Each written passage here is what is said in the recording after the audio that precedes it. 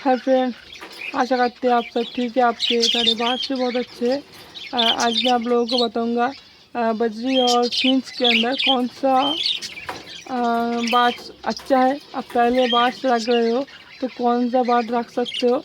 मैंने इस पे ऊपर वीडियो बनाने का रिक्वेस्ट किया था एक फ्रेंड ने, वही आज आप लोगों को बताना है कि आप बजरी और फिंच के अंदर कौन सी बात रख सकते हैं।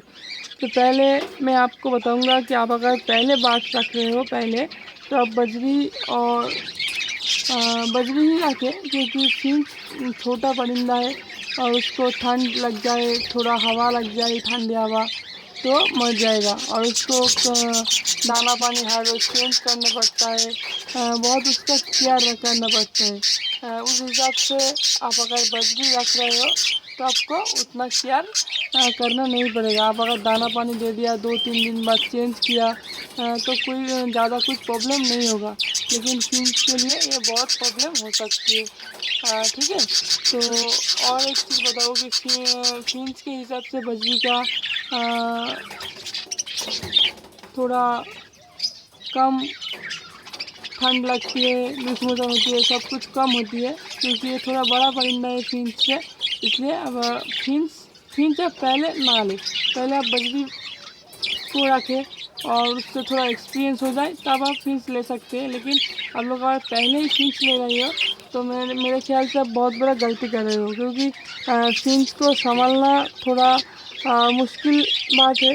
फिंच की केयर करना थोड़ा मुश्किल है, इसलिए आप बजरी की शुरुआत करो।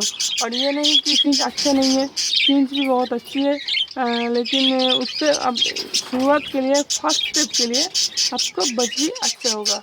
आप अगर और एक चीज़ आपको बताऊँ कि आप बजरी रखेंगे तो आपको अलग एक्सपीरियंस होगा, और फिंच रखेंगे तो आपको और थोड़ा और अलग एक्सपीरियंस होगा। ये नहीं कि आप बजरी रख लिया तो फिंच के बारे में सब कुछ जान जाओगे। आपको फिंच रखना है तो फिंच को लेने के बाद थोड़ा नया एक्सपीरियंस होगा, और हर बार एक बजरी के भी नया एक्सपीरियंस होगा। तो ये सिर्फ बजरी और फिंच के बारे में नहीं है। ये अब कोई भी परिंदा लाओ, कोई भी टाइप का पैरोट या स्पैरो, जैसे कि जावा हो गया, कॉकटेल हो गया, कुछ भी आप लाओगे तो उसमें हर एक बात के लिए आपका अलग अलग एक्सपीरियंस होगा। आप अगर सोच रहे हैं तो आप बजरी रख लिया तो सब बात का क्या होगा, क्या यूज मेडिसिन है, क्या हो सकती है, कौन सी बीमारी होता है, ये सब समझ जाओगे। तो ये ऐसा नहीं होता।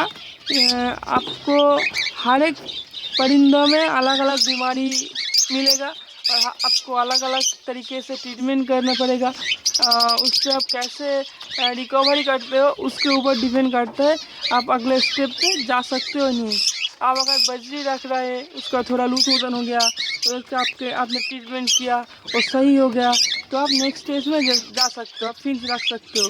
और फिंच का अगर ठंड हवा से प्रॉब्लम होती है, और फिंच का आप तो सही तरह से रख रहे हो, फिंच से कोई प्रॉब्लम नहीं हो रहा है, अच्छे से ब्रीड हो रहा है, तब जाके आप कॉकटेल रख सकते हो। कॉकटेल का आप केयर कर लिया तो अच्छी तरह से, तो तब जाके आप बड़ा पैरोट जैसे कि सानकोनूर,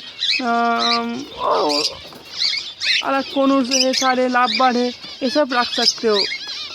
ठीक है। इसलिए आपको पहले मेरे हिसाब से आपको बजरी रखना चाहिए। और बजरी ये तो बहुत अच्छा ब्रीडर है, और 1-2 पेयर लेंगे तो वो 1-2 पेयर ही आपके पास ब्रीड करेगा। लेकिन फिंच में थोड़ा बहुत प्रॉब्लम होती है। ठीक है।